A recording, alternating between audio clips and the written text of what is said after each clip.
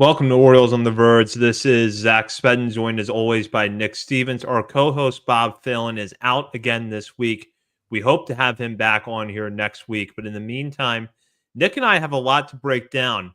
Later on this week, we're going to talk about the looming 40-man roster deadline for the Orioles as they try to figure out which players are going to protect from the Major League phase of the Rule 5 draft this offseason. But first, we're going to get into our offseason predictions as well as rate some moves that were submitted by our listeners, and that will be on tonight's episode. But first, Orioles on the Verge is brought to you by BetOnline. BetOnline is the world's most trusted betting platform and your number one source for online betting. From the earliest odds to in-game live betting, BetOnline provides you with all the action and the ability to watch the games as they happen.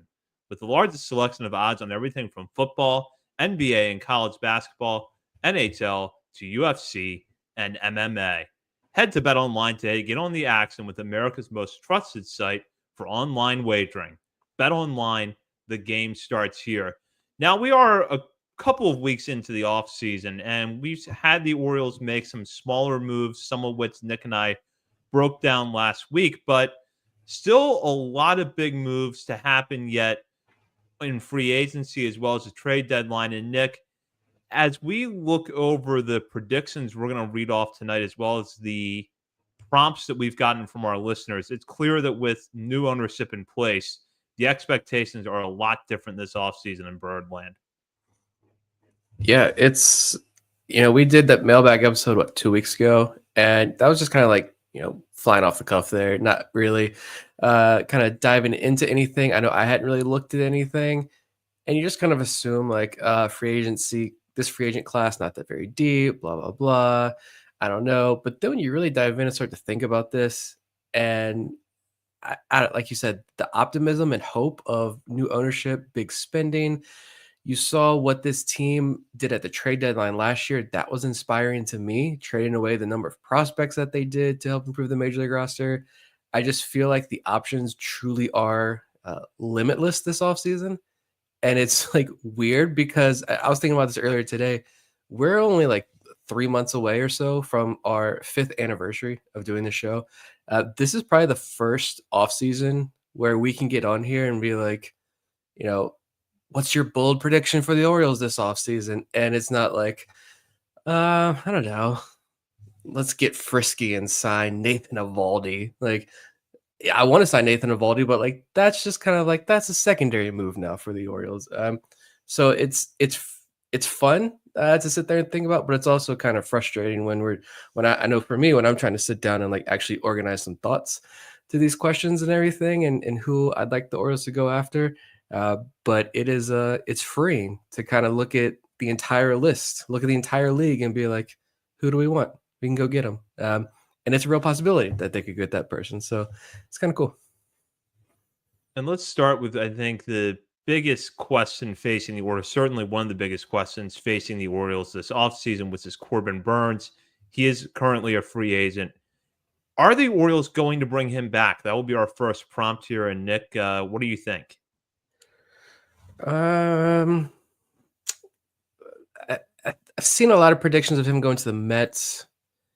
I don't know. I feel like the Mets are going to be big spenders, obviously, and land a couple of big names, but I don't know. Like David Stearns is there. What's that relationship like between Burnes and David Stearns after what happened in Milwaukee?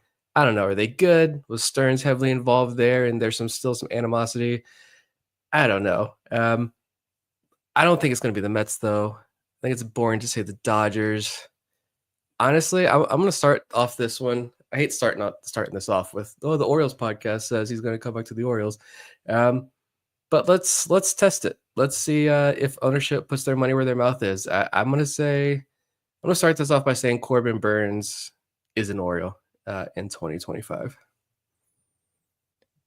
I'll follow the consensus and say that he does go to the Mets. I think that Juan Soto is kind of the first domino to fall for the top tier of free agents, and that after losing out on Soto, the Mets pivot to Burnes. I actually think for a number of reasons, the Giants make the most sense for Burnes as a landing spot. I think that that's a place as he gets into his later 30s, a good ballpark for him to pitch in.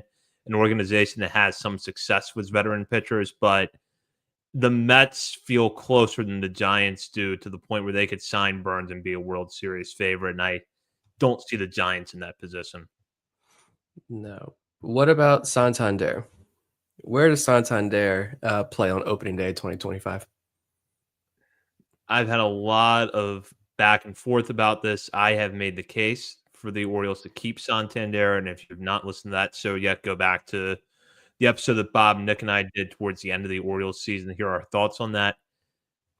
I think Santander is ultimately going to sign elsewhere, and I think that elsewhere, I'm going out on a limb and saying Detroit Tigers. Good year for them, but a lot of young players with question marks in that lineup. They need a veteran bat to solidify things. I think he makes a lot of sense there. And yeah, they have that albatross that is Javier Baez's contract on the books, but they've shown a willingness to spend before. There's not a ton of salary obligations, I think, beyond that. So I think Santander goes to the Tigers. So between these first two, I hope my internet's good. I think my internet's freaking out. I thought I was you there for a second.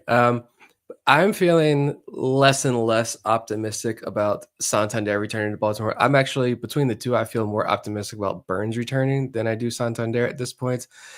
And I've been very much on the Santander train, bringing him back at pretty much all cost for a while now. But I think, like many former Orioles, I think the San Francisco Giants are a good fit. You look at Fangraphs right now, and their outfield is like Jung-Hoo Lee, who missed all of his first season here in the States with an injury. Yastrzemski's 34 and average. I have no idea who Grant McCrary is, to be completely honest. Helio Ramos, I don't know anything about his defense. Good young hitter for sure. That lineup could use some home run power, and I know it's already hard enough to hit home runs out there in San Francisco, but they could use some pop in that lineup, especially they moved on from Jorge Soler last year. But then there's also the reports recently in the last couple of days of like the Giants, not being big spenders. Seen a lot of Willie Adames ties to San Francisco. I think Santander would fit out there, and it's mostly me not wanting him to be a Yankee or a National, which is where I figure he probably will end up, and that's going to hurt. That's going to hurt real bad. So my San Francisco prediction is just kind of more so me, I think, kind of protecting myself. But yeah, I'll stick with the Giants. Why not? We'll go to this one now, and this is how far we've come as an organization. Remember the non-tender deadline used to be a whole episode on this show, and now it's going to be like a 90-second discussion and a longer episode. Will any Orioles be non-tendered this offseason? They got a lot of arbitration-eligible players, but seemingly not that many on the chopping block with this decision. No, maybe what Emmanuel Rivera probably. Like I don't think. I guess the better question would be like, do we see any surprises here with this list? I don't think I see any surprises on the non-tender list. I think isn't Matt Bowman already gone? I think he already elected free agency. Either way, yeah, I don't see any surprises here. I think everybody is either returns, whether or not all these guys make it to the offseason on the roster is a different story. But yeah, I'd say probably Rivera is the only one I could see. Yeah, Rivera is the only one I see as well. I think everyone is tendered a contract. Again, there's possibility that we see one or two traded, but I think that if they are traded, it's going to be for baseball reasons and not for salary reasons. Mm-hmm. All right. Well, I feel like we're going to dive into these Mountcastle specifically a little bit more later on, but will both Ryan Mountcastle and Cedric Mullins remain on the roster throughout the offseason? There was the rumors of them being dangled at the deadline last year. Obviously, lots of Ryan Mountcastle trade talk already this offseason, but do both of these guys remain on the roster throughout the offseason and start on opening day for the Orioles? Yes on Mullins and no on Mountcastle. I'll start with Mullins, which is that the Orioles still don't have that in-house replacement lined up yet. And if you're going to move on from Mullins this offseason, you've got a lot of things you got to consider, despite him having pretty much a down year offensively, although he had a nice uptick there at the end. You've got to replace that defense. You've got to replace the speed. There's a lot of center field depth in this organization, but I don't think out of that group with Judd Fabian, Vance Honeycutt, Enrique Bradfield, that anybody is going to be in the major leagues, at least for substantial part of 2025. All of those guys are at least a year away. So I think that Mullins is back, and he's going to look to do what Anthony Santander did and put up good numbers in a contract here. Mountcastle, I don't think will be back. I think the Orioles will dangle him out there in a trade because first base is a position that they can upgrade. And Mountcastle, while his value is not tremendously high, can get you something back in return because he's young. He's got a few years of team control left. And there's reasons to believe that if you take him out of Camden Yards, that power will come around. Yeah, I think I'm gonna agree there with this question as well. Again, we've talked about Mountcastle a lot. We'll talk about him more here. I'm very much on the move on from Ryan Mountcastle train. And not move on just to move on, but I do think this is an area that you can upgrade the roster, even if it's marginally at first base. But I think Ryan Mountcastle can definitely help you upgrade other positions. I'm more so looking at like the bullpen. I'm very much on if you can move on from Ryan Mountcastle in a deal for if it's Houston, the talks of, I know MLB Trade Rumors article talked about the Astros needing to get creative with their finances this offseason and moving on potentially from Ryan Presley. Like it's a move like that. I know there was somebody had asked the question, and it was like a Fangraphs or yeah, there you go, the Mountcastle for Bednar swap. I think someone asked that in like a Fangraphs chat or an MLB Trade Rumors chat. I'm down for that as well. Like I think if you can move Ryan Mountcastle for a bullpen piece, maybe one of these guys where you have to take on a bigger contract, but a proven, steady, reliable reliever. See you later. Thank you for your services. But again, we don't need to move on from him just to move on from him. Mullins, yeah, I see no reason to move on from Mullins right now. I'm not extending Mullins, to be honest, but like next year, he's an Oriole. He's 30. He's not dead. He's the only 30. The speed still plays on the base paths. He's going to give you strong defensive value out there in center field. You could probably move Kowser over in center field, but like there's no need to. There's no need to rock that boat. You listen to good offers on Mullins. You think about it because he only has 1 year left on his contract. But yeah, I'd say my guess is Mountcastle is gone, but Mullins definitely stays. And we'll have a lot more Mountcastle talk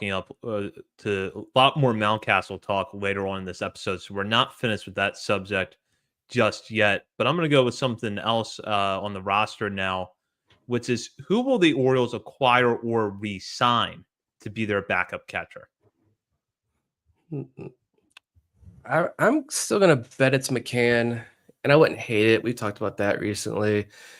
Talked about specifically about his offensive production, especially in the second half of the season, how that was actually really, really solid. You look at free agency, the options are kind of thinning already. Travis d'Arnaud went to the Angels. Austin Hedges, you go back to Cleveland. I don't know where he went, but he's off the market. Looking at the free agent list, if it's not going to be McCann, I imagine the competition is going to be pretty tough for this guy, and he may want more than the Orioles are probably going to want to dish out. But if you can get Carson Kelly, I like it. 99 WRC plus last season, a little bit of pop, low strikeout rate, but much better defensively than McCann. Obviously, good at blocking pitches in the dirt, controls the run game, a really solid framer. Again, that might be maybe a little too pricey that the Orioles want to go for the backup catcher when they know who McCann is. I'm sure that leadership in the clubhouse, take that for what you will. I'm sure it means a lot to a lot of the guys in that clubhouse. So I'm not going to hate McCann coming back at all. But if you're looking at other free agents, I like the Carson Kelly idea. Yeah, I know Carson Kelly is a name that some people brought up. Danny Jansen's another one where maybe that's an upgrade over McCann. Ultimately, I think McCann comes back for a couple of reasons, which is that if you're a fringes backup catcher, Baltimore is not the best place for you to come because you have Adley Rutzman in front of you. And unless the Orioles are going to reduce Adley's workload this coming season, you're not going to get a lot of opportunities to play. And with that in mind, McCann fits the backup to Adley Rutzman role very well because you can put him in situations that maybe don't favor Adley either because McCann is better at controlling a running game, or you can put him in there against lefties. I don't, would he be my first choice for backup catcher? No, but I think that he is fine in that role. And for anyone who's maybe a little bit concerned about how having McCann back there could affect the Orioles, the thing that I would point to is that while Adley Rutschman was not hurt in the sense that he was on the IL in the second half of this season, he was clearly not the same player. James McCann was your backup, and maybe McCann didn't add a lot of value to the team, but he managed to help them stay afloat, and he's not the reason that they didn't play well in the second half. You can chalk it up to any number of things that have nothing to do with who the backup catcher was. Yeah, I don't totally hate Rene Pinto, who they just picked up off waivers from Tampa Bay. I doubt he survives the offseason. He's really not the defensive upgrade I'm sure a lot of people would probably prefer to have to back up Adley. But I mean, you talk about a guy who hits the ball incredibly hard. Uh, Pinto is an intriguing option. He's there right now, but yeah, I'm fine if James McCann comes back. What else do we have here? I lost the spot. How will the Orioles acquire starting pitching this offseason? So I think I want to get into this a little bit more in more detail with specific names later on. But are we trading, free agency, both? How are we getting starting pitching help this offseason? I think it's going to come in the form of both. I expect the big move will be in the form of a trade because the Orioles still have the prospect depth to go out and make that kind of move. Not to mention that I think the trade market is really going to be set after Corbin Burns and Blake Snell sign. You could throw Max Fried in there too, but once those guys sign, then you're going to really see the trade market start to take shape. For reasons we've discussed before, I think a move with the Mariners to trade for Luis Castillo makes a lot of sense, but there are other starters out there who might not be at the same level as Corbin Burns, but are still a guy that you would feel very comfortable penciling in as your number one starter. And then I think that they're going to try to at least have an option for the last two spots brought in through free agency. In an ideal world, you have Nathan Eovaldi in there, along with a starting pitcher that's at the top of your rotation. But I'll bring the expectations down a little bit to say that I think it'll be someone who will compete with Cade Povich, Dean Kramer, Trevor Rogers for the last two spots in that rotation. At least this year, I think there are if you trade for the ace or you sign Max Fried or Blake Snell, however you get your ace, get your ace. But I do think I agree. It's going to be both. I think we're going to see a pretty substantial trade, at least one. And I do think they go huge with at least one big free agent signing. But at least if you're talking about bringing in starting pitchers to compete in the back end spots, at least I think there are, and again, we'll get into specific names. There are more guys like the Walker Buehler types available this offseason.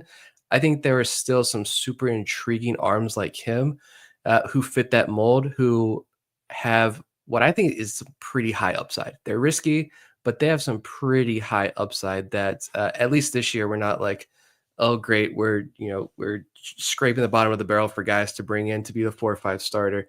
I think there are some legitimate options this year that the Orioles could be on at least. Go to this one now, which is, will the Orioles sign anyone to an extension this offseason? I don't think it's going to be Gunnar. I don't think he signs yet for many obvious reasons. Adley, I don't even know if the Orioles are interested in extending Adley. I don't even know if that's the right decision to extend Adley at this point. Again, I'm not extending Mullins. We've talked about how cool it would be if Samuel Basallo got that extension, but I don't think the Orioles go that route either. I'm going to say no, but if they do, other than the obvious extension candidates, if they do, I wouldn't mind seeing like a Zach Eflin extension. He's only 30. He was so good for you last year. I think he's going to be an integral part of the rotation again this year. I wouldn't mind tacking on another year or two to his contract and keeping him around for a little bit longer. I ultimately ultimately lean no on this question, but I agree with you that there is a possibility you see a player like Eflin have a year or two added on to his contract. We're in a weird spot with the Orioles where last year it was the timing is right to sign Adley Rutzman, but does ownership have the money or want to give up the money to extend Adley? Now you have an ownership group that has the money to do it, but now the question is, does the timing make sense for anybody involved? Because if you're Adley, you're not going to be negotiating from a position of strength after last year. And then if you're the Orioles, you have to look at Adley Rutzman's dip in the second half and figure out, okay, does that present any long-term concerns? What is the risk of signing a catcher past the age of 30, which is what you would be doing with an extension for Rutzman? I would love to see Gunnar Henderson extended, but I agree with you. It's not going to happen because Gunnar has no reason to sign an extension right now. The one under the radar possibility that I go back and forth with, if you want a bigger ticket extension, is Jordan Westburg. It would be odd for a Boris client to sign an extension before arbitration eligibility, but Westburg's value is pretty high coming off an all-star appearance. He seems to be establishing himself as sort of a leader, or at least a leader by example in the Orioles clubhouse. Maybe there's a feeling that it's a good fit for him and the timing is right from a money standpoint. But I still would be surprised if he does that before he hits arbitration, which is not going to happen until after next season. Yeah, so many of these guys, they're just so young. And the Westbrook thing is, I thought about Westbrook as well. And it's just so interesting because, I mean, what, 2 years ago, a year or so ago, we're hearing that, he's potentially being moved in a trade and Orioles like shopping him around, or teams are certainly calling about him. And here we are now where I think considered by pretty much most Orioles fans, Westberg is kind of like that solid rock on this roster in that lineup defensively. So yeah, interesting choice there with Westberg. Two more predictions here before we get into a bunch of these hypothetical moves. Some of these are really fun that patrons submitted, some we came up with as well. But let's go bold. Like I mentioned at the top of the show, this year, I think bold prediction for the Orioles means something a little bit different with all the hope and optimism. But what's your bold Orioles prediction for this offseason? I covered half of it by giving my starting pitcher prediction, but I'm going to go on and say that the Orioles get two big ticket acquisitions for their pitching staff and two big ticket acquisitions for the lineup. First of all, I don't necessarily think that's an either or situation with Anthony Santander and Teoscar Hernandez. I think you could find room for both. And if the Orioles really wanted to, they could. But even if it's not those two players exactly, let's say it's them and someone else, or it's two hitters we're not even thinking of right now. I would not be at all surprised if the Orioles go out and get a right fielder. They get someone that can move between the first base and DH spots, and then that could free them up to put Heston Kjerstad out there in a trade, put Ryan O'Hearn into more of a strict platoon role, and give them an opportunity to ease Kobe Mayo in, whether that's with partial playing time in the major leagues early in the year or another month down in Norfolk to refine himself at the plate and play first base a little bit more. That gives them an opportunity to, ease him in a way that they really couldn't when they brought him up last year. And I'll admit that when I think about this, I don't have a lot of specific names in mind beyond Santander and Hernandez. But I wouldn't be shocked if the Orioles go out and trade market, or they bring in a guy like Tyler O'Neill, or they take a chance on someone like Mark Canha and hope that his numbers rebound a little bit. But I think you're going to see two major moves to bolster the lineup, and you're going to see two major moves to bolster the pitching staff, along with some depth moves targeted at the bullpen and second base. Just to throw it out there, on a scale of 1 to 10, 10 being they sign him, 1 being they don't. On a scale of 1 to 10, how much do you feel like that bold move is a Juan Soto? The Orioles are the surprise team, and it's Soto. A 3. Yeah. That's kind of where I land, because I wouldn't rule it out entirely. And I think that if you're Soto, there's a lot of reasons that are appealing to play here. A competitive young core around you, a great ballpark to hit in, a short right field. I mean, it's kind of what he has at Yankee Stadium without the mystique or whatever mythical thing Yankees fans are clinging to these days of being a Yankee. But you would still have a really talented young core around you. Short right field, great ballpark to hit in. At the end of the day, though, does he leave New York other than to go play for the Dodgers? I don't think so. Yeah, I was gonna say I was probably at like a 2 on that one. So I'm pretty sure last year my bold prediction was the Orioles signed Blake Snell, and now it really does feel like that's a real possibility, which is fun. Even Max Fried could be a possibility. So you can't say Blake Snell or Max Fried anymore as being bold.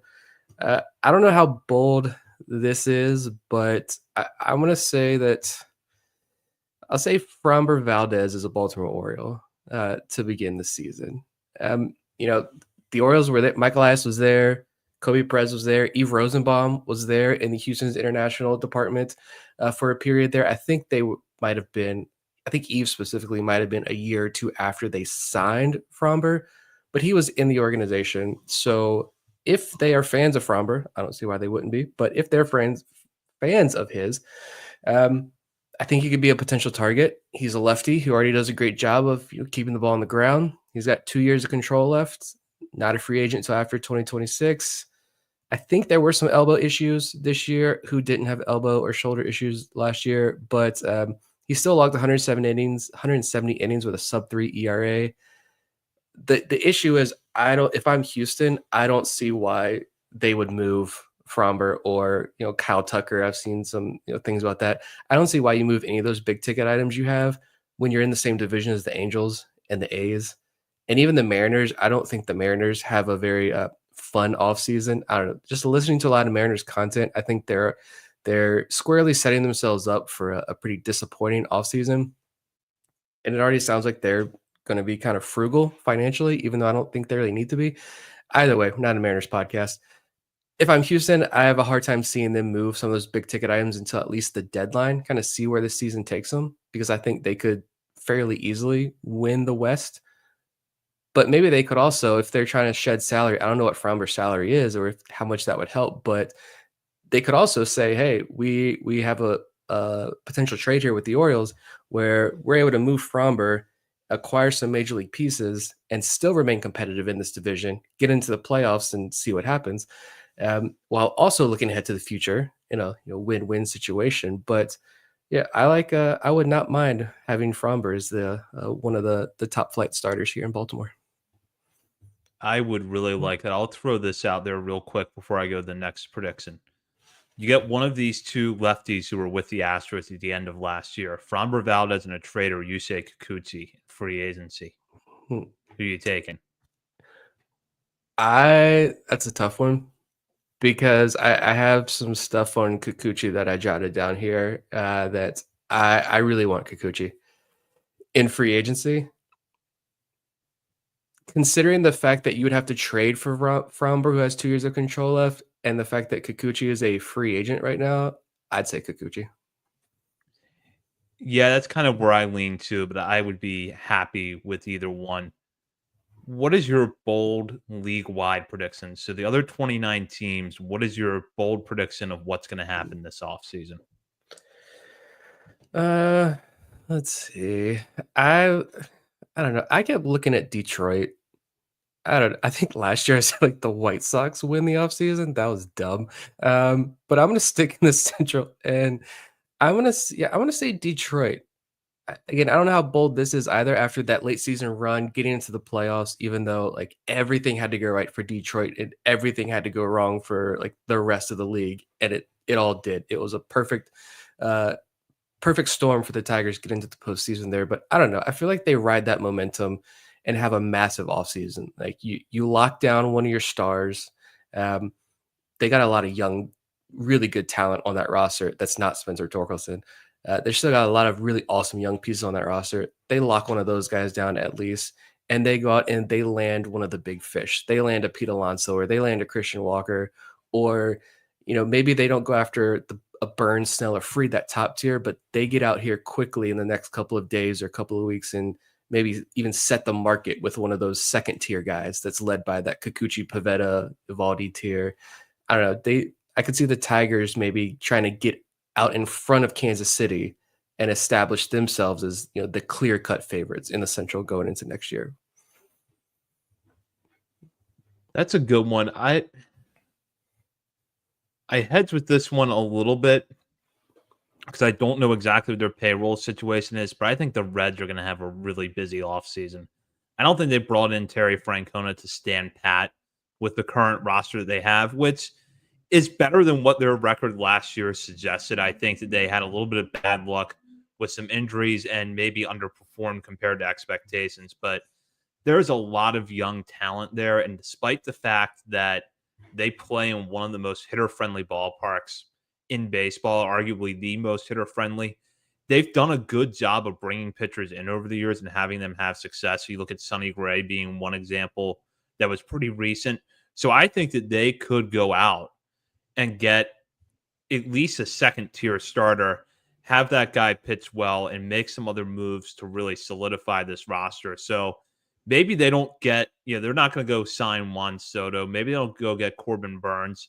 But I think when you look at everybody's moves at the end of the offseason, you're going to realize that the Reds did a lot to improve their roster, and they'll go into the season being one of the favorites in a fairly deep division, albeit one that lacks a dominant team.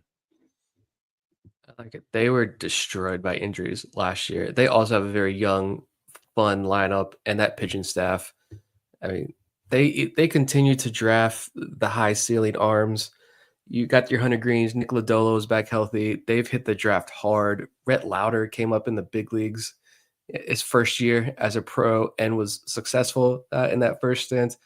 Yeah, if the Reds injury variance bounces back in their favor and they're aggressive this offseason, the Reds could be a force out there in the National League. We'll go into our hypothetical moves now. And as Nick mentioned earlier, these were submitted by our listeners. We got a lot through our Discord chat, but then also some through email and a few other places. And we have a lot of hypothetical moves concerning some names the Orioles have been attached to in the early stages of this offseason. Guys like Anthony Santander, Corbin Burns, Max Fried, Teoscar Hernandez. So we took the liberty here of kind of combining those into one larger question. I'll let Nick take that one to start us off. Yeah, a lot of the big chunk here was let's see, we got Ben H who asked Teoscar Hernandez at 3 years, 75 million, and Max Fried at 6,170. The Bird is the Word said Burns at 6,225. Brady Jones and Max Fried at 390, 3 years, 90 million plus a player option. And so I guess we can just talk about all those guys here. And then Mark via email, shout out to Mark sending the email in. Email address, I forget what it is. Look on our Twitter page. It's there. The Verge BSL podcast at gmail.com, I believe. Email us there as well. He sent in a question and says, you have the power to sign one of these tandems. The tandem you don't pick go to other teams. Who do you choose? And that tandem is Corbin Burns and Max Fried, or Teoscar Hernandez and Anthony Santander. And who would we choose? And he also asked, who do we think Mike Elias would choose in this hypothetical? So I don't know how we want to attack this and everybody else's options, but maybe Mark's question first on which tandem do you choose there? Yeah, that's a really good question. If I had to choose between those two tandems, I would probably go with the Santander Hernandez tandem because you're not committing as much in years as you would to Burns and Fried. And you still have the depth left over to go out and get your big ticket starter and sign someone in free agency, or maybe pull off a trade for someone like Framber Valdez plus a second deal to go get a starter. But the point is that having Hernandez and Santander around allows you to dip into your position player core a little bit in a way that you wouldn't be able to if you signed Burns and Fried. Not to mention that combined could be anywhere from 9 to 12 years for those guys, maybe more. Whereas Santander, I know there's been a wide range of predictions for him. I think there's been some as high as 7 years. That seems like a long shot to me. I think it's probably 3 or 4 years for him, 3 or 4 years for Hernandez. So my My initial gut reaction when I read the question was easy. It's Santander and Teoscar Hernandez. I don't care if there's room for both of them or not. Figure it out. Figure out how to get both those bats in the lineup. You can do it. I believe in you. And I love Santander, and I love the veteran presence of Teoscar Hernandez, the reliability there. Orioles obviously want a right-handed hitting bat in that lineup. Teoscar fits that bill. Go for that one. And like you mentioned, there's more than enough to go out and trade for your ace again, like they did with Corbin Burns. There's enough in that second tier of starting pitchers that we've talked about so many times to go off and sign that I would be perfectly fine with adding, two of those guys. But I don't know. I thought about it more, and I'm going the opposite. And I'm going to say I'm taking Corbin Burns and Max Fried. I'm just lay it on the table. Just bully the rest of the league with your starters, and give me the Burns, Max Fried, Zach Eflin, Grayson Rodriguez. Pick your number 5, Dean Kramer. I guess for now, your number 5. That way, I almost feel like you could, if you went with Burns and Fried, you could upgrade the lineup. I feel like it would cost you less, maybe. Maybe I'm wrong, but I feel like it would maybe cost you less to go out and continue to upgrade the lineup than it would if you brought in Santander and Teoscar Hernandez and then tried to upgrade the pitching staff in a meaningful way. I feel like in terms like prospect capital and such, you're going to be spending more. So I think that played a role into my decision as well.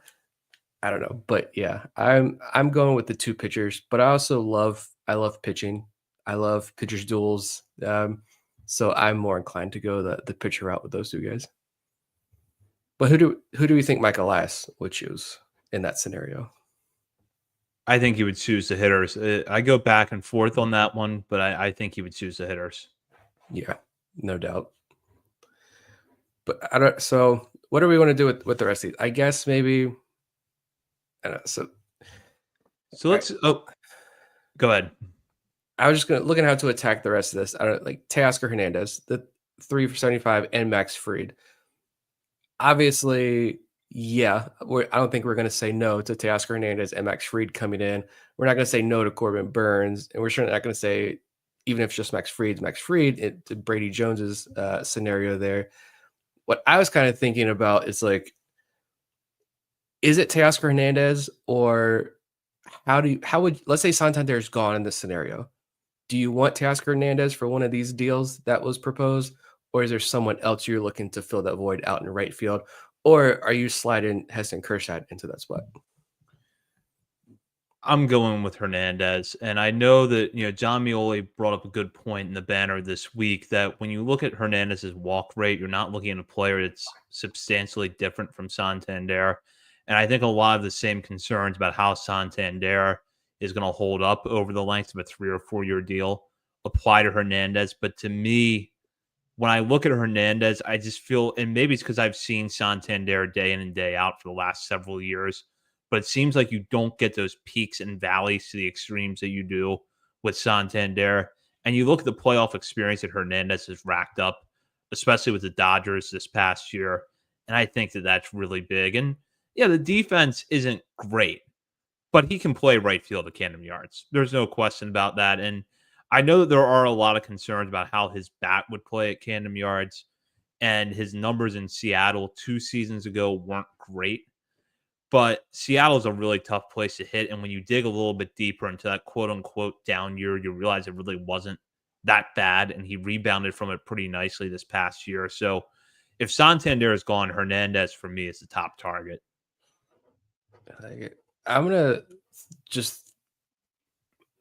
gonna give my love to Tyler O'Neill here and say Teoscar Hernandez is a popular pick. Not gonna hate it at all. Sure, bring me Teoscar Hernandez and Max Fried tomorrow. Even if those are the only 2 moves, I'm more than satisfied. But just to throw it out there for discussion's sake, there's just not a lot out there in right field. Again, assuming Santander is gone, and you look at the rest of the outfield class, it's Soto, Santander, Teoscar Hernandez, and Tyler O'Neill. And I could see Teoscar probably staying in LA. Soto, I agree with you. I don't think he's going to leave the state of New York. Santander probably is a national at this point.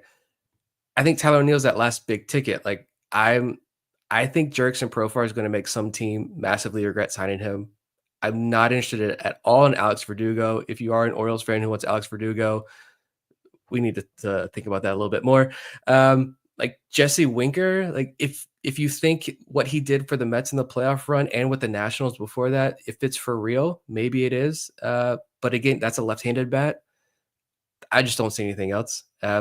Maybe you can pray Heston Kjerstad makes the breakout next year, and you bring in Mark Canha, who can play first base, outfield. We talked about that a lot. I like that as well. But I mean, Tyler O'Neill, I really like this idea as well. Kind of like shoot for the moon. If you're not going to land Teoscar Hernandez and Santander is gone, I'm big on O'Neill just because there's a lot to dig in there with O'Neill. But one being the health, and he's played 7 years in the big leagues. If you take away 2020, so 6 seasons, only 2 of those 6 seasons he's played 100 plus games. But when he was healthy, 2021 was St. Louis. He played 138 games. He was top 10 in MVP voting, 34 home runs, 5 WAR player. And then this year in Boston, he played 113 games, 31 home runs, career high walk rate, 11%, 131 WRC plus. Really solid season. He was in the 87th percentile in walks, but he did strike out more than 33% of the time, which was the second percentile. So that's not good at all. But he hits the ball incredibly hard. It's risky, but I think if it pays off in a pretty tremendous way. As long as he stays healthy, I think you got a pretty big bet there. I know playing in Boston, you can question some of his statistics last year in Boston and how legit are they, but I'm more and more on board for give me Tyler O'Neill to play in this outfield. I definitely think that you're going to see O'Neill's name pop up, especially if Santander goes because of what he can do when he's healthy. So that's someone to keep an eye on. I'm going to go to my own hypothetical move here. The Orioles acquired Jordan Montgomery from the Diamondbacks in a salary dump. Now, although Bob is not with us tonight, he did help us out by researching these trades through the trade simulator. And what that came up with was that Montgomery's value after his horrendous 2024 season stands at minus 10.5. And it was a weird year for Montgomery for a lot of reasons, but he's now going to be back in Arizona where the Diamondbacks owner has more or less said that they don't want him anymore after opting into a $22.5 million salary for 2025. He's 32, coming off a bad year, but you go back to this time last year, there were a lot of Orioles fans clamoring for the Orioles to sign Montgomery, and for good reason. He had had a lot of regular season success, coming off a good postseason run with the Rangers that helped get them to a World Series title. Now, the Orioles could practically have him for a waiver claim, albeit an expensive one. Nick, would you take Jordan Montgomery in a salary dump? I want to believe that Montgomery could have a lot of success in Baltimore. I think he would. He's a lefty who doesn't rack up the strikeouts, but he's got a good defense behind him. I don't know. We saw Montgomery and Snell both struggle at the beginning of last year. Once they finally got on the mound, Snell figured it out. Montgomery did not. Like you said, ownership in Arizona has already trashed him, and he's like, "Thank you for the $22 million. I'll be sticking around." I love that. Kind of shove it to the organization. Maybe putting this year behind him, starting fresh with a new organization, especially one like Baltimore, could set him up for success. I think if this was, last year, if this was 2 years ago, I would say absolutely. Let's make this trade tomorrow. How can we get this done? But I'm gonna pass. I don't know. And you look at his baseball savant numbers, the fastball run value was in the 3rd percentile. Off-speed run value was in the 1st percentile. Dreadful last year. Just take Steamer projections for what they are. Steamer projections are already out for next year. They have him as a 1 F4 pitcher next year. So Steamer doesn't like him to bounce back. I don't know. I think if, again, like I mentioned earlier, if you're looking for a guy like this, I want higher ceiling guy. I want Walker Buehler, even Matt Boyd. Like I would almost even prefer to take the gamble on Matt Boyd, hope he stays healthy. Shane Bieber coming off Tommy John surgery. Give me that all day. I want the higher upside guys other than Montgomery, which I just don't feel like the upside's there. Yeah, when I first wrote up this question, I kind of thought that I was leaning towards saying yes, but I'm actually going to say no to my own question because, like you said, if you're going to take a flyer, you might as well take a flyer on the free agent market, and you can do it for a lot less money. And I know that we're in this, new era with ownership here, but 22.5 million is still 22.5 million. And you know that there's going to be some constraints somewhere along the line. I would almost rather wait it out and see if you can get a lefty or just any starter on the free agent market close to spring training that can come back to Baltimore and have a nice rebound. Or, you know, Arizona pays down a little bit more of that salary in the regular season. If he's even average around the trade deadline, you go out and you get him if you want him. But I don't think you need to bring him in now at that price. No. Yeah, I think I'm out. I do want all the lefties though. I don't. You talk about Evaldi a lot. Sure, would love to have it. Playoff guy, but I want all the lefties. I just don't know if I want Jordan Montgomery lefty. You want to go to? I like Yoni's here, and I had an answer for Yoni's. Yoni is suggesting Paul Goldschmidt 1 year, $13 million. I think the price is fair. I think it's 1 year deals from here on out for Goldschmidt. I want to hear what you have to say first about Goldschmidt. Would you want the Orioles to bring him in on that kind of deal? I went back and forth on this, and ultimately the answer is no, because I have about as much confidence in Paul Goldschmidt bouncing back next year in an Orioles uniform as I do in Ryan Mountcastle returning next year and hitting somewhere in the range of 25 to 30 homers. And you look at Paul Goldschmidt's baseball savant page from last year, and it's kind of a mixed bag because on one hand, hard hit rate stayed pretty good, barrel percentage wasn't too bad, but everything else seemed like it took a step backwards, and he is 37, so you just have to feel like maybe we're kind of seeing the end here. Not to say that he's not a good fit on a one-year deal somewhere, but you bring him into this ballpark as clearly everything behind his power numbers is taking a step backwards, and I just don't think it's a good fit. Yeah, I will say I know I was reading Brendan Tuma at Too Much Tuma on Twitter. He's got a Substack. He's head of MLB info for Underdog Fantasy. I think he's in our Discord as well. If you want to reach out to him there, but he recently wrote about Goldschmidt, and I was reading through that earlier today, and he talked about a lot of what you just mentioned there. More whiffs as well, way less walks. I think it's a career low walk rate by a mile. And I also think it's a career high strikeout rate. But across the board, fastballs, off speed, breaking balls, all of it, more whiffs. But as far as like doing damage on contact, that remained pretty steady.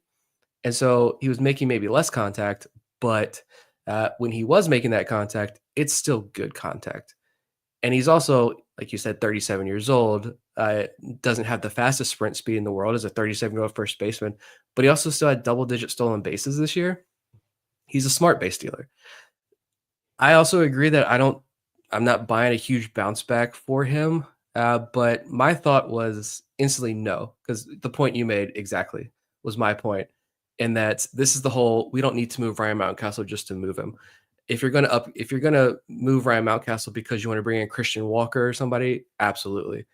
But to replace him with Paul Goldschmidt, you better get a really good pitcher or somebody else in return for Mountcastle. Because I would just rather keep riding the Ryan Mountcastle wave there. Honestly, my thing with first base also was I'm on the Carlos Santana train. I've been thinking about that a lot, and I really like the Carlos Santana deal. Yeah, he's even older, but he's still popping off 20 plus home runs a year. He mashes lefties. He was a 161 WRC plus against the lefties last year, a 3-WAR player. I like the veteran that could bring Kobe Mayo under his wing next season, as like you mentioned earlier, as he kind of eases his way into the majors again, and where he probably ends up at first base on this roster.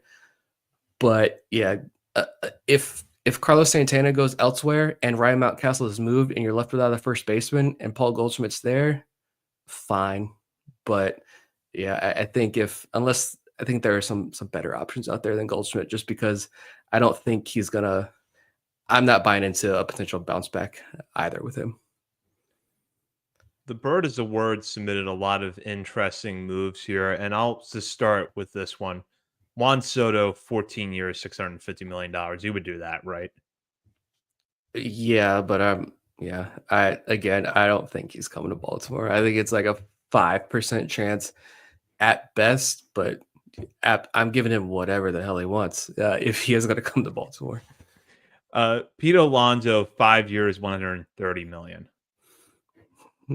Mm, no, the power's massive. Sure, I think I actually looked at his hit chart. If you overlay it onto Oriole Park, and he only loses like one home run, I think it was. I looked at it like 2 weeks ago, so I don't remember.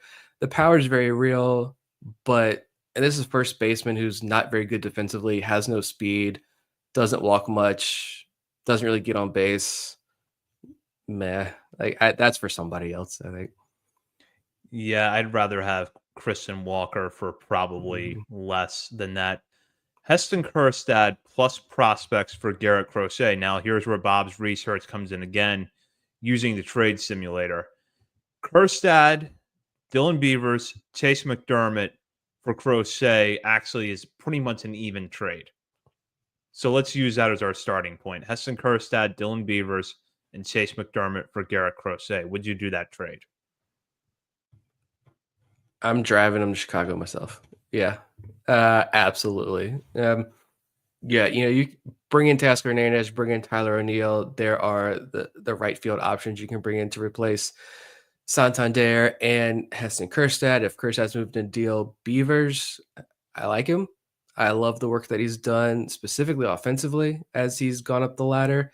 I think he kind of stalled out a little bit this year in Double A. You've got Enrique Bradfield Jr. there. You've got Judd Fabian still there. You've got plenty of outfield depth in the minors. And Chase McDermott, I think, can be a really, really solid bullpen arm for you and potentially a starter. I think this is DL Hall territory again, but Garrett Crochet, I mean, you bring him in now. I'd love to get him in as early as possible. Like, bring him in early, put him on your plan, and hope he stays healthy for a full season. Steamer's projecting him at 170 innings next year and a 5 WAR pitcher. This is the lefty, and I think that price is take that website for what it's worth, man. But if that's the deal to get Crochet, absolutely, I'm doing that deal. Yeah, I'm doing that trade too. And I know that there's a lot of skepticism around Crochet because of the lack of track record before his big year last year. And I don't know, some people were maybe turned off too by his reported deadline demand of getting an extension for any team that acquired him, or he would sit out the postseason. Take that for what it's worth. But I feel like that if you could get Crochet for that price, as you said, at this early stage in his career, he's only 26. He's not going to be a free agent for 2 more years. You're bringing him in at a point where he could get used to this pitching program. And if things are working out, decides he wants to stick around longer, I would absolutely do it. And let's face it, as much as I love the 3 players that you'd be giving up in that deal, none of them are slam dunks. So, yes, I would do that trade. Yeah. No, I mean, Kjerstad still had Kjerstad. How many at bats in Major League Baseball does Kjerstad have? I'm sure this organization would love for him to have naturally taken over the Santander role by now. There'd be no question about that, but we still haven't seen it. Like, it is what it is. Dylan Beavers, is he a bona fide right fielder for you at the next level, or left fielder? He's a pretty athletic guy. Is he a bona fide starting outfielder for you at the major league level? Again, there are other outfielders down there on the farm who I think have much higher odds, to be completely honest. And McDermott, like I said, that he's a wild card. He could be an explosive piece for you out of the bullpen this year. Maybe he could take control and be a number 4 or 5 starter for you this year in the rotation. But he's a very risky prospect as well. Crochet, like, he's 25 years old, was a 5 WAR pitcher this year, projection to be that plus more next year. I'm down. Let's do it. One more from Birds of Word here. Find Mountcastle plus prospects for Mariners arm. We don't have a specific one there assigned, but I would think that the price tag would be different if we're talking about Bryce Miller versus George Kirby versus Luis Castillo. So there's some nuance here, but either way, you're opening up a deal with the Mariners. You're starting with Ryan Mountcastle plus some prospects to get one of their bigger arms. Would you do that? I mean, I'd love to. I don't. If I'm Seattle, I'm not trading Gilbert or Kirby. And honestly, I'm not trading Bryce Miller either. I'd trade Brian Wu maybe, but I'm not moving those guys, especially for Ryan Mountcastle. If there's some sort of deal you can work out with Luis Castillo, you want to take that deal on, sure. But I don't know. It's fun to think about a deal with the Mariners because they have so many arms. I love this rotation. And it's very clear that if they could use a lot of help with their lineup, and they have a ton of arms that they could really bolster that lineup with. But I'm not putting much hope into a deal with Seattle coming to fruition this offseason. Yeah, my feeling when I look at this, proposal is that from the Orioles side, yes, I probably would want to make a move with the Mariners, and I think that this would be a reasonable starting place. But Ryan Mountcastle, this is not a good fit for the Mariners. If he can't hit in Baltimore, he's probably not going to hit in Seattle. And honestly, if I'm the Mariners, and I don't know they're going to move this way, but I'm trying to bolster through free agency. I'm not moving my starters to try to improve my lineup when you've got a rotation that could get you deep into the postseason. If you could assemble anything resembling a league average lineup there. So take the chance that Julio Rodriguez bounces back, bring in Tyler O'Neill or somebody else, look for a lefty bat to fill in there. But I'm looking for ways other than giving up Logan Gilbert or George Kirby or Luis Castillo to improve my lineup. Yeah. I'm going to go ahead and bring us home here with this move from Brady Jones. Yes. Brady Jones, shout out Brady. He says Ryan Mountcastle, again, a lot of Ryan Mountcastle moves. Ryan Mountcastle plus Juan Nunez plus another prospect for Cardinals reliever Ryan Helsley. And again, Bob shouting out the trade values website here has Mountcastle and Nunez at 6.2 value. And the third piece would probably have to be Dylan Beavers or Judd Fabian to equal Helsley's 14 value, according to baseball trade values. So Ryan Mountcastle, Juan Nunez, and either Beavers or Fabian for Helsley. I would not do that because although I don't think it would hurt for the Orioles to add bullpen depth, they don't need to be moving at the top of the market. And Helsley would certainly be towards the top of the trade market for relievers this offseason. The one thing that I think is kind of getting lost in a lot of the offseason coverage nationally, where I'm seeing relievers who are in that first or second tier projected to the Orioles, is you have Felix Bautista coming back. And even if Felix Bautista is not 100% from day one, Felix Bautista's 90% is better than 100% of whatever Craig Kimbrell was last year, or 95% or Sir Anthony Dominguez most nights.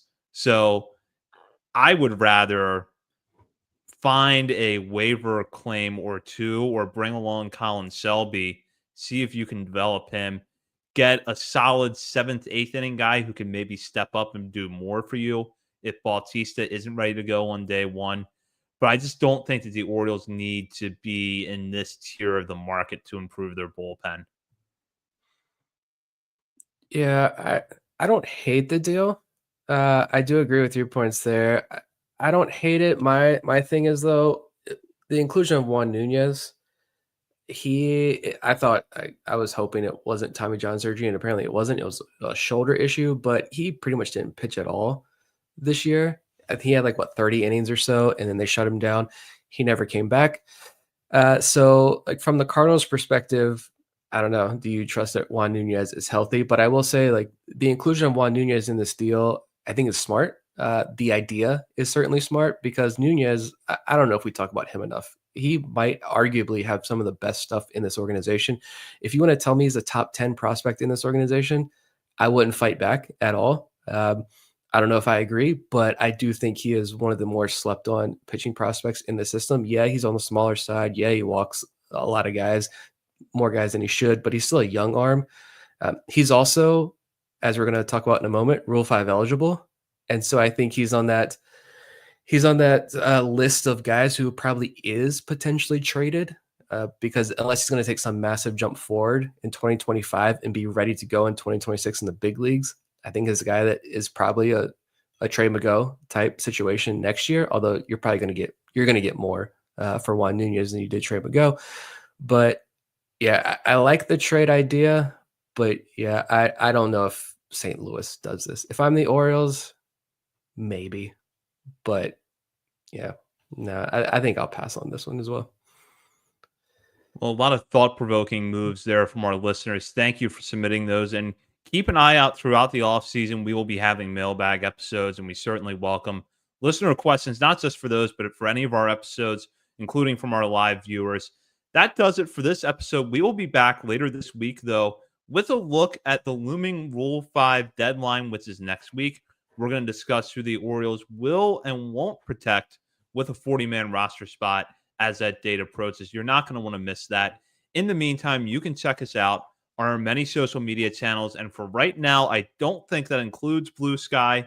Maybe it will in the future. We'll see. But in the meantime, you can check us out on Facebook, Instagram, Threads, X, TikTok, and YouTube. We're also over at Substack, OriolesOnTheVerge.substack.com. And while you're browsing around the internet, be sure to head over to Patreon and sign up to become a member of our Patreon community. We will have bonus coverage there throughout the offseason. And if you are a current Patreon member, think about gifting a subscription this holiday season to the baseball fan that you know that just can't get enough Orioles prospect coverage. Patreon is rolling out gift subscriptions this offseason. You can check that out over at our Patreon to learn a little bit more about that.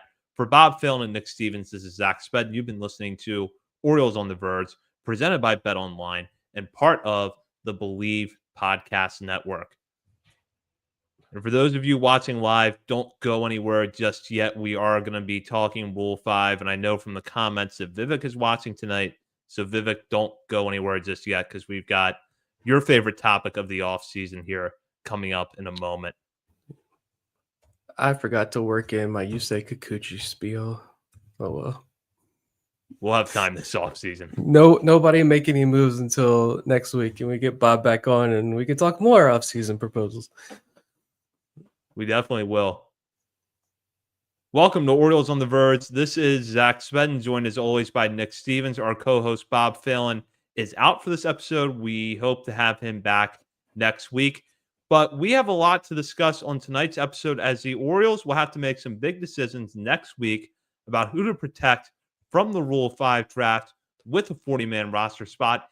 It's a deep list this year with seemingly only one lock, and we're going to talk about that on tonight's episode. But first, Orioles on the Verge is brought to you by Bet Online. Bet Online is the world's most trusted betting platform and your number one source for online betting. From the earliest odds to in-game live betting, Bet Online provides you with all the action and the ability to watch the games as they happen. With the largest selection of odds on everything from football, NBA and college basketball, NHL to UFC and MMA, head to Bet Online today. Get on the action with America's most trusted site for online wagering. Bet Online, the game starts here. We are now at that time of year where the Orioles and all 29 other teams have to figure out who they're going to protect from the Rule 5 draft with a spot on their 40-man roster. Now, as a quick refresher, if a team puts a player on their 40-man roster, they're protecting them from the major league phase of the Rule 5 draft, which is when if a player is selected, the team choosing them either has to carry them on the roster for the entirety of the season or offer them back to their original organization. So a lot of times a player chosen in the Rule 5 draft might stick in the majors all year despite not having the numbers to stay there, or they might not make it through spring training with their new team. And any number of those scenarios can happen around baseball in a given year. For the Orioles in the last few years, again, this was one part of the offseason that was a big date for us. We would be breaking down players who would or wouldn't get protected. We'd often have 5 or 6 guys to sort through with a lot of open 40-man roster spots. As the team has become more competitive, though, those 40-man roster spots are harder to come by, which is why last year the Orioles didn't protect anyone leading up to this deadline. This offseason, we think it's going to be different, but Nick, you and I talked about this ahead of time, and we feel like even though it's a pretty deep class, you have one lock with some interesting questions beyond that. Yeah, I think it's just one lock. It's a pitcher. I think there's one pitcher that we can have a little bit deeper conversation about. And other than that, there are a couple more arms that you talk about for like 10 seconds, but I don't think they're going to get protected. And yeah, my big thing with a lot of these arms, though, I think a lot of them, due to injuries and whatever, that they're in kind of weird situations where they don't need to be protected. They're not going to be selected, but you are going to have to protect, I think, a pretty big group in the minor league phase of the Rule 5 draft. And I mean, that takes place obviously right after the major league phase. And that, like, there's also a minor league protection list. It's not a public list. We sometimes get our hands on it, but there's really no surprises as to who's protected and not protected on that list as well. And there's no roster requirements in the minor league phase either. You pay like what, 10 grand or 15 grand. You can put them in the FCL, you can put them in the DSL, you can put those guys wherever you want. They are yours until they're obviously continue to be Rule 5 eligible, but no roster requirements there. I think that's the area where I think the Orioles are going to lose a couple of guys, as they typically do. And this is where I think the decision to who to protect and who not to protect, which, I mean, we're not really going to get into the minor league phase here, obviously.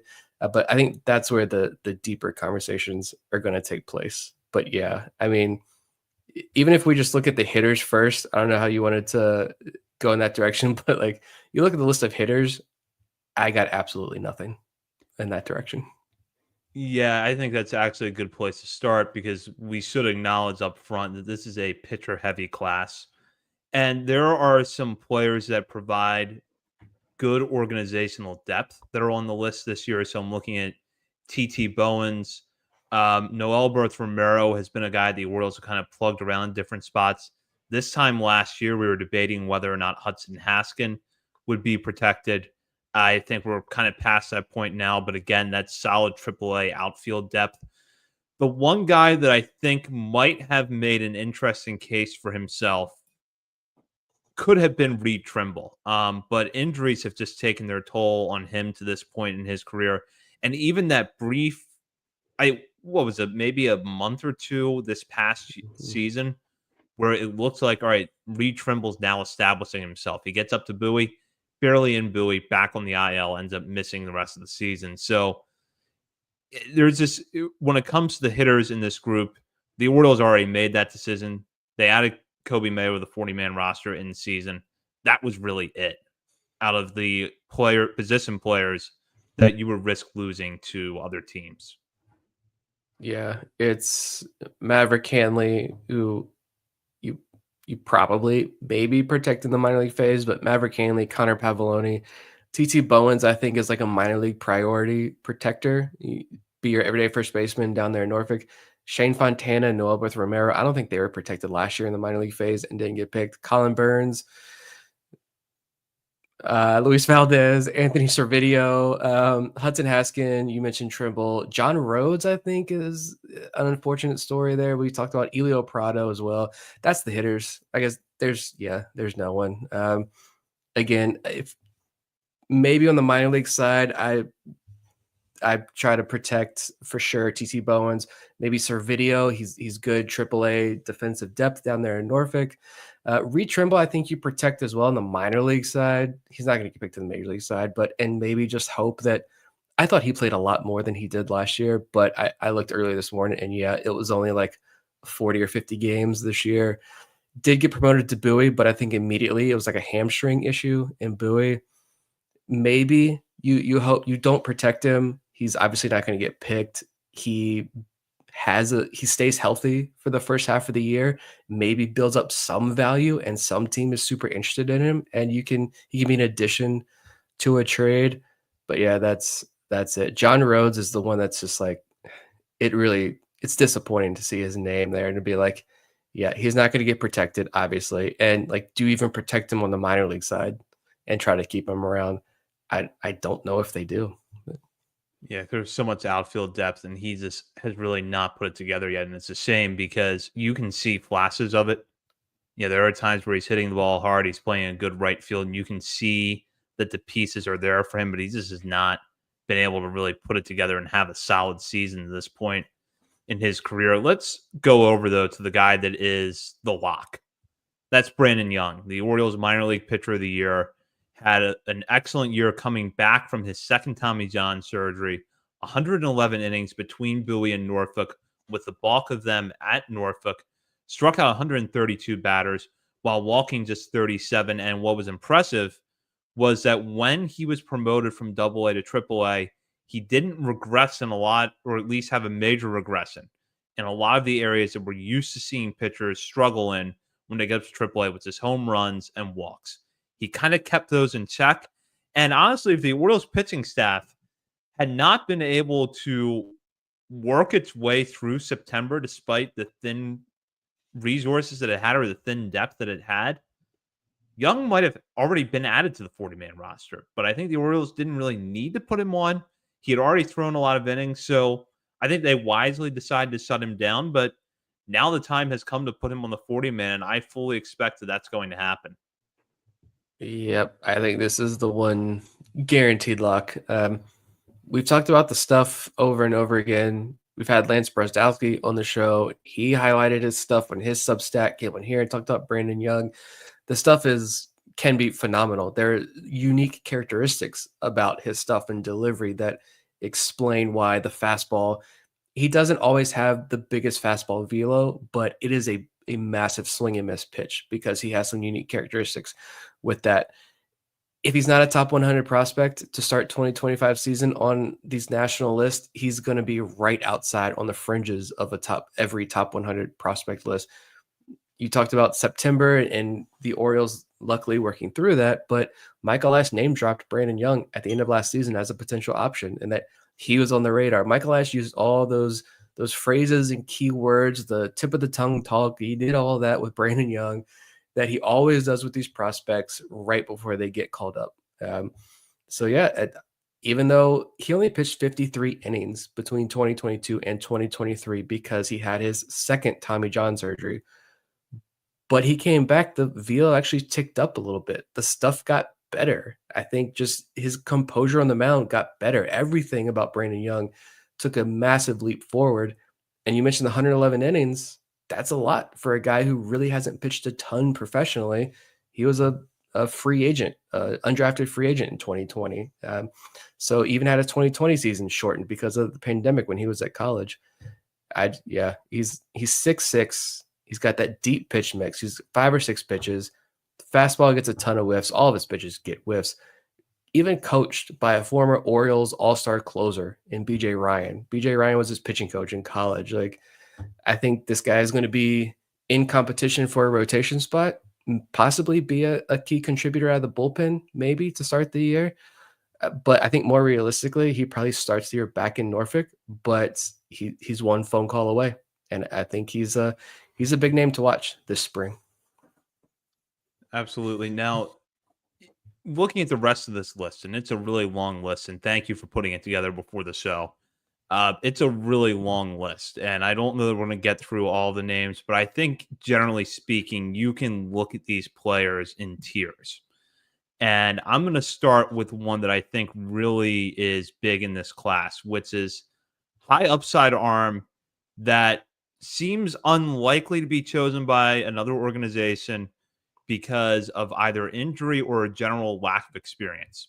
And some of the guys that fit that mold include Gene Pinto, who is coming back from Tommy John surgery, Juan Nunez, who missed most of last year with a shoulder injury, Edgar Portes, who had a nice breakout season at Aberdeen last year, but has yet to pitch above A ball. You could go on to a few other guys that fit this mold. Kyle Bronovich had Tommy John a couple of years ago. Doesn't really seem like he's all the way back from that. Carter Balmer is another one. Has had a lot of injuries. It was at one point one of the top pitching prospects in this farm system. He is Rule 5 eligible this year. So out of that group, you could throw Zach Peak in there too. I don't know that any of these guys are protected in the major league phase, but there's definitely some big priorities in the minor league phase. And you hope that with better health, These guys are pushing for a 40-man spot by late next season.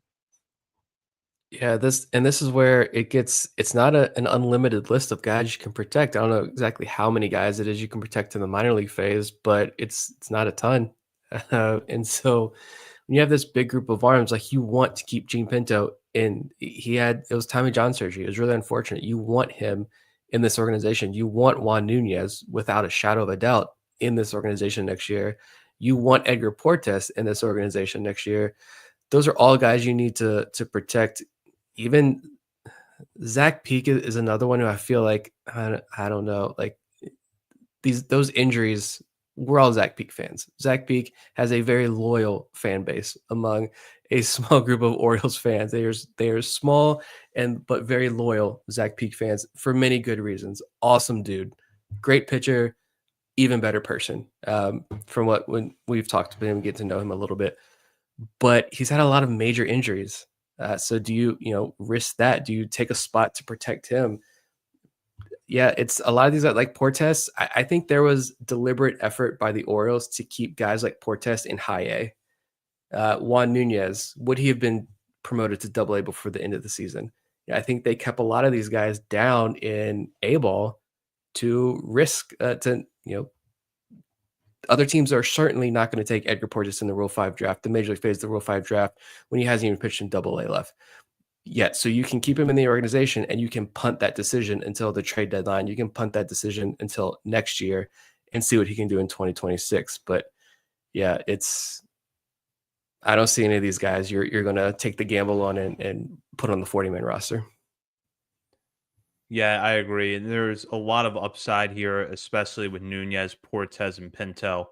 But I don't think you have to take that gamble, and I don't think you necessarily want to in an offseason where you have clear pressing needs, but not necessarily a lot of 40-man roster spots to go around. And I'll go now to a different tier that is something that could fly under the radar easily, but one you got to really watch when it comes to the Rule 5 draft. And that's relief prospects who have big question marks, but are within a reasonable proximity to the major leagues. Maybe they have some AAA time or a lot of AA experience and would likely start next year in AAA.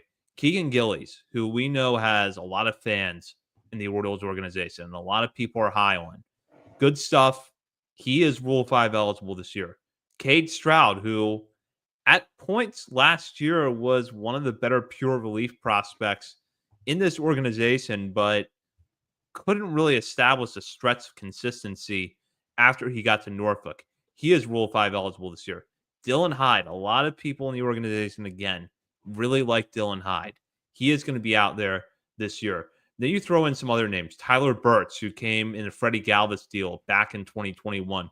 Kyle Verbitsky, Dan Hammer. Daniel Fetterman is another one that is Rule 5 eligible this year. And then you could go even further down to the Daniel Lloyd and Ryan Long group, and then some guys that have kind of been frenzy starters like Peter Van Loon. So it feels like, especially if you want to look at Gillies and Stroud, I think, and maybe Hyde too, could be someone that if you have a team that really believes in their stuff and wants to take a chance on them, despite either their lack of AAA experience or their lack of consistent success at AAA, in the case of Stroud, but again, feels like it might be a little bit of a reach. What are your thoughts there? Yeah, I think Stroud was eligible last year, and we had a lot of discussion about him, and no one selected him. I don't. He had again. It was one of those years where if you really dig into Stroud's numbers, you can find a successful season, but I don't really see any need to protect him there. Houston Roth and Tyler Bircher in the Arizona Fall League right now. So it's interesting, like wonder why exactly are they out there? Is it to get one last look as maybe one of them, especially Birch, if he showed enough in the Arizona Fall League, could he be a sneaky protection, right-hander to work out of the bullpen? He's an older guy, been around for many years in this organization. I think the one guy that is super interesting, though, is Keegan Gillies, just because, yes, he didn't get to AAA. They held him back this year. All 47 innings were down in AA. Probably should have earned. He did earn himself a promotion, I think, to AAA this year. But didn't get it. And I almost wonder again if that was deliberate by the Orioles, because that's a guy who, if I think about a Rule 5 draft pick, you're available in the Rule 5 draft for a reason. And if Keegan Gillies is available, yeah, he didn't go to AAA yet, but he's 26 years old already. He's 6'8". He has a lethal splitter. I go back before the season, scroll back through the Locked On Orioles feed. He did an interview with Locked On Orioles. I think it was in spring training, right before spring training last year. I mean, the guy is, you talk about Felix Bautista comps, Felix Bautista-esque, like that's a guy who he can model his game after, because he's a tall righty with that splitter. I'm not saying he's anywhere near the talent that Felix Bautista is or ever will be, but you get the idea. That's a guy who, if I'm another major league organization and I'm looking at the Rule 5 draft, if I see Keegan Gillies available, I'm thinking about it. Guy who's 6'8", got the splitter, got the velo, got a couple of secondaries as well, strikes out a lot of guys. I might try to work with that. So I think that could be a sneaky addition that the Orioles maybe think about a little bit harder. Yeah, if you're looking for an under the radar name that could get protected, I think it's Gillies. And you're right. I think that he did earn a promotion to AAA last year. Why that didn't happen, I don't know. I think there is something to what you said about maybe them not wanting to expose him too much and then holding him back was a way to do that. But I wouldn't rule him out. And then I think that for pitchers like Dylan Hyde, 2025 could be a really big year to making their case. Now, there's another name I've got to throw out in this grouping of pitchers because he's been pitching pretty well in winter ball. We've talked about him a lot on this show. That's Carlos Tavera. Just when we start to believe in Carlos Tavera, he'll get roughed up for a month. He'll put together one of the worst statistical months of any pitcher in the organization. Then we'll cool off of him a little bit, and then he'll pick it back up again, only to cool off again. This has been the pattern with Tavera his whole career since he was drafted by the Orioles. It's undeniable that he's got really good stuff. But as we saw after he was promoted to AAA last year, when it rains, it pours. Yeah, Carlos Tavera, that relationship, it's one I can't give up. Even though I tell myself over and over, it's done. We're done. Again, yeah, he has that one outing. I sit there, he's back in Bowie, and it's like, all right, it's a Bowie afternoon game. There's nothing else on TV. I'm going to sit down and watch the Bay Sox this afternoon while I'm doing some work. Carlos Tavera's on the mound. He has a great outing. It sucks me back in. Yeah, he's pitching phenomenally in Mexico this offseason. I mean, he's pitching like once a week down there, and I feel like it's 6 innings of shutout ball. It's 5 innings of shutout ball with like 1 to 2 walks and 6-7 strikeouts. Phenomenal season in Mexico. But I mean, that's Mexican winter ball. Like, what is that? AA, maybe AAA quality competition that he's facing. It's not the best competition, so take those numbers with a huge grain of salt. And like you mentioned, when he got to AAA, he actually pitched a lot more innings in AAA than I thought he did. I thought it was just kind of a cup of coffee, but he actually pitched 47 innings in AAA last season. That's significant. He had a 15.6% walk rate. The strikeout rate was sub 20%. The ERA was almost 7, above 7, 7.47, so almost 8. The FIP and XFIP was a run better at 6.44. It did not go well for Tavera. The changeup is mesmerizing. It's when he's on, like you said, he is on. But man, you know when you watch Carlos Tavera, you know in the first batter he faces whether or not it's going to be a good day or a bad day. And like you said, you hit the nail on the head. When it rains, it pours with Tavera. And it rained a lot last year. So he's definitely in a tier of his own, I think. And it's a very weird tier. But yeah, I don't know. I'm interested to see if he's still in the organization come when spring training rolls around next year. Again, one of those guys that I don't think you're going to protect with a major league spot, but minor league spot, maybe because of the stuff you prioritize, but we'll see. There's 2 guys that I've purposely been holding back here in this conversation because I think they kind of warrant their own discussion, and that's Justin Armbruster and Alex Pham. I think with Armbruster coming into this year, he would have been one of those guys that was towards the top of the list of they're definitely going to protect this guy. All he has to do is go out and do what he did last year because Armbruster followed up a strong 2022 with an even better 2023. But 2024, you look at the numbers, the raw stat line is not good, but it doesn't necessarily tell the whole story, which is that fastball velocity was up this year. He had an excellent month of July, but everything around that was pretty bad. And what we saw in games where he struggled was hitters just pouncing on that fastball and him getting into holes early that he couldn't get his way out of. Yet through all of that, he logged 119 AAA innings last year, struck out 131 batters. You can see the stuff on an outing to outing basis. While it's not always effective, there are times where it can look pretty good. So, what is Armbruster's standing right now? I don't think he's going to be protected, but there's a larger conversation to be had with him despite his numbers last year. $5 says he is protected. Just that's the what's his name, the reliever who really stood out in Arizona Fall. Like, I think he's with the Padres now. Gillespie. Oh, Logan Gillespie. Yeah, that was like, what? No, this is a really tough one, and it's the same thing when people ask just questions about Armbruster, or we would bring up Armbruster during the regular season and try to have a segment about him and talk about him.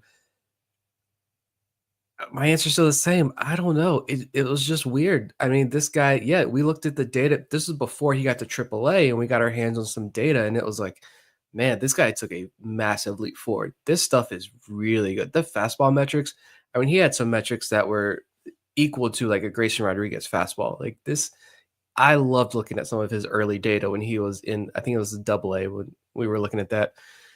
But since he's got to AAA, like you mentioned, yeah, he struggled to find the strike zone, and then he would use the fastball to get back into the zone, and it would get shelled. Armbruster is, I would love to have a conversation with someone better in the know who has a connection within the organization and knows exactly what their view is of Armbruster, because I'm desperate to find out. I don't think he gets protected. I have a hard time seeing another organization taking a flyer on him, though. Honestly, I think you're at the point where you leave him unprotected, and if he gets picked, then you say, best of luck. But if he doesn't get picked and you can hopefully maybe protect him in the minor league phase and give him one more year, I'd be down for that. I'll throw this out about Armbruster before we move on to Pham. Let's suppose that he is back in the organization next year. Do you think he's back as a starter because he can give you that length? Or do you think that they maybe pivot to putting him in a relief role and seeing if it will click there for him? I mean, if you go off and depends on what they do for the major league rotation. If you can obviously if you go out and trade for a starter, you might have to dip into and trade, the Chase McDermott. You might have to trade some of those depth arms down there in Norfolk. You might have to trade a Brandon Young. I don't know. But if you're trading for a top line pitcher and they want pitching prospects back and they're looking at some of these guys in AAA, the Cade Povich, Chase McDermott, whatever, then if you can keep Armbruster around, he's probably back in Norfolk's rotation. But if you can enter next year and Brandon Young's in Norfolk's rotation, Trevor Rogers is down there, Povich or McDermott are down there, I say we got a lot of starter depth. Let's transition you to the bullpen next year and see if we can get some better results next year in that role. We'll go down to Alex Pham because this was probably one of the better turnaround stories that we saw in the 2024 season. Now, mind you, Pham broke out with a pretty solid 2023 between Aberdeen and Bowie, and he did so in the rotation after being a reliever at college at the University of San Francisco and at the beginning of his professional career. He sticks in the rotation, returns to Bowie to start 2024, and the first couple of months for him were rough. A lot of the same problems we were just talking about with Armbruster a moment ago were true for Pham. Struggling to find the strike zone some outings. When he would find the strike zone, it was usually with the fastball. Hitters would pounce on it, giving up way more home runs than he had in the past in the early stages of the season. Then all of a sudden, July rolled around, a switch flipped, and over the final 2.5 months of the season, he was arguably the best pitcher in the Orioles minor league system. And he ended up finishing second in the minors in strikeouts behind only Chase McDermott. McDermott fan 144 batters, Pham with 138. He did so in 119 innings pitched. That said, never made it out of Bowie this year. And you could speculate for the reasons why. Maybe he turned it on too late in the year, but I kind of have a hard time buying that one. Maybe the Orioles just didn't see an opening for him at AAA. Maybe they did want to hold him back and not expose him to a higher level, because if Pham had gotten to AAA and had some success, he would probably be talked about right now as a guy that you have to protect or you're going to lose. But now, to me, he's the wild card of this class. He could be protected. He might not be protected. And if he's not protected, I honestly don't know what's going to happen, because the case for taking him is actually a pretty good one. Yeah, he doesn't throw hard, but he's got a good curveball. He's coming off of back-to-back successful years in the minor leagues. He could be a starter for you. He could be a bullpen guy. But if you're a bad team that doesn't have a whole lot to lose, there's some upside in taking Pham. But I can also point out that he is yet to pitch in AAA. The jump from AA to AAA is more challenging, arguably, for pitchers than it has been at any point in recent history. And the jump from AAA to the majors is even more difficult. So he's not a guarantee to stick. So this is why I kind of see Pham as, I said, the biggest wild card in this group. How do you feel about Pham at this point? It's definitely really tough. Because you can make the argument as to why he shouldn't be protected, but at the same time, it's like a lot of the reasons are positives. Like, they're not even negatives that are going to hurt him. Like, I don't think you have to protect him. I think would be like my final answer here. Maybe you do so just to be safe, but like I said earlier about guys, you kept him in AA all year. He dominated for a long stretch. I think he completely deserved to be promoted to AAA. But you hold him back. What if he did get promoted to AAA, and even if it was just 3 or 4 starts, but they were good 3 or 4 starts, then I get more worried, and I say you have to protect him. But yeah, I think for a lot of the reasons you mentioned there, I think you can take the risk here and not protect Pham, and I don't think he would be selected. He's got 5 pitches. He's got that over-the-top delivery that so many arms in the system have. Yeah, it's a 92-mile-an-hour fastball that can maybe get up to like 95, 96, but it's hoppier than this beer I'm drinking right here, and I only drink really hoppy beers, so it's a hoppy fastball. I haven't seen any outlet give him like any plus grades on any of those pitches. There's 5 plus. I think he might even have 6 pitches, but they're average across the board. And so, like, if you're a major league team looking to take a AA pitcher in the Rule 5 draft who you have to keep on your major league roster all year, is Pham good? Pham, he's a 19th round pick out of San Francisco as a reliever. Like, how many teams had eyes on him in college? Was he heavily scouted coming out of college? Probably not. And so how many teams are willing to buy on Pham's success that he's had so far? It's not much, and it's in the lower levels of the minor leagues and a couple months there in AA. The first half of the year was bad when he was in AA. It was, let's see, first 2 months of the season, 42 innings pitched. He had a 26% strikeout rate, but a 12% walk rate and an ERA of 6.6.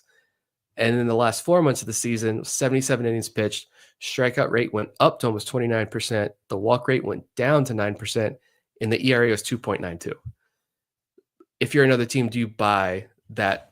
Which version of Pham do you think is the real Alex Pham? And do you think he can continue to start? That's a big question as well. Are you going to use a Rule 5 pick on him to be a reliever? I don't know. I don't think you need to protect him, but I think the Orioles remain pretty high on Pham. It was actually Forrest Herman, the new director of pitching for the Orioles, who reached out to Pham and said, "Hey, we want you to be a starter. Are you down?" And Pham said, "Yeah." And here we are. And so I think the Orioles are super high on Pham, but won't feel the need to protect him this year. And I think they get away with it.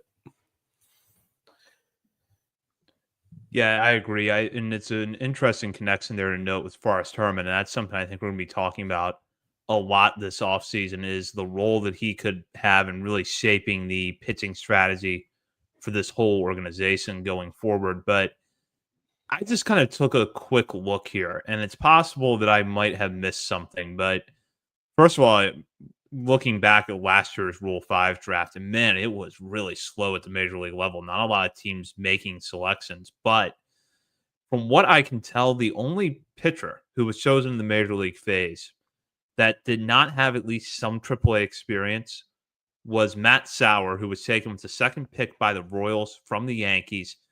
He only lasted 2 months with the Royals before he was returned to the Yankees. So take that sample size for what it's worth, but I do think that there is value in AAA time, even if it's not completely extensive or a full season or even half a season, because it is a big adjustment. So I think that FAM would have had to really dominate wire to wire to make an overwhelming case to be selected without AAA experience. Is it possible that he's taken? Yes, but I think you brought up a good point as well, which is not something I considered, which is that Pham is in the conversation, but you don't see his name surface in a lot of those national articles about, here are these pitchers at AA with really good pitch data. You were hearing that about Brandon Young going back to the early stages of last year. We've been hearing that about Keegan Gillies for a while. FAM doesn't really seem to factor into those discussions, though. Yeah, I mean, even other guys on this list, your Edgar Portis, he's in Baseball America all the time for some of his stuff. I mean, yeah, I think Pham is a guy who the Orioles have their type. They have groomed him in a way that they think he can be successful, and it's worked so far up to this point. And I don't think, given his size, he's a smaller guy. He doesn't have the big velo. He doesn't have that elite standout tool. So I think there are a lot of traits that he possesses that other teams just don't covet. And so that limits, I think, the number of teams who would be interested. Like you mentioned, the Rule 5 draft, I think, like, I haven't even done any research as to other teams' availabilities. I'm not going to this year, to be honest. I had a lot of fun doing it the last couple of years. I had a lot of fun talking about those guys, but I don't even think I'm going to look into who else is out there that could be attracted to the Orioles, because do the Orioles make a pick? I really don't think they make a pick again in the major league level again. Not a lot of teams are. So that's what another reason why. I mean, we sat here and worried about Kyle Brnovich and Hudson Haskin last year, and they did not get picked. And so I think you can keep Pham. You can let him do his thing in AAA. Like, there's the new ball. Like, you got a new ball he's got to deal with, and you see a lot of guys struggle with that. You got the ABS system. You see a lot of guys struggle with that. There's a lot of learning curve. This was something that I wish we would have gotten into more when we had Nico Goodrum on the show. I think that would have helped shape our conversations even more here about those differences between AAA and the big leagues. From a hitter's perspective, I think would have been valuable. But yeah, and I think all those things are reasons why you can point to, you can get away with not protecting Pham. He's back. He's a top 30 prospect in the system, and let's see what he can do in AAA next year. Anyone else that we missed? And as I said, it's a long list. Is there anybody that we didn't discuss that maybe you want to bring up before we wrap this up? No, let's see. Young says like Pham, Tavera, and Brewster. Brnovich, no. I don't even know if Brnovich is going to be around next year. Juan Nunez Pinto. If you want to get super, super sneaky as a whoa, they actually did it. They protected him.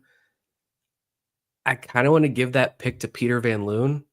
I think Peter Van Loon might be a breakout guy next year. I don't know. He missed the first, half, maybe more than half of last season with an injury.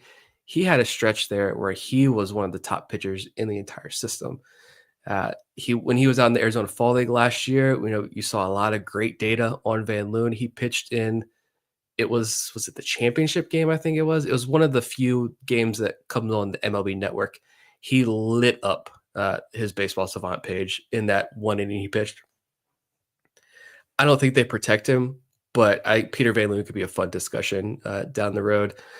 I think that was it. Logan Reinhart, Kyle Verbitsky, he got sent back to high A this year. Dan Hammer, my boy Juan de Los Santos. That's it. Nothing there. But yeah, I would say Peter Van Loon. If you want to get super sneaky, Peter Van Loon would be a name. Yeah, I love Van Loon's curveball and the way that he can move his fastball around the zone. There's a lot to like about Van Loon, and I don't think they protect him, but if he could get half a season, yeah, I think that if he can get to Norfolk next year and put together some good numbers, we're going to be talking about him a lot more.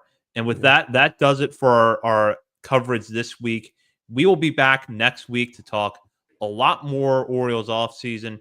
In the meantime, you can catch us on our many social media channels, including Facebook, Instagram, Threads, X, TikTok, and YouTube.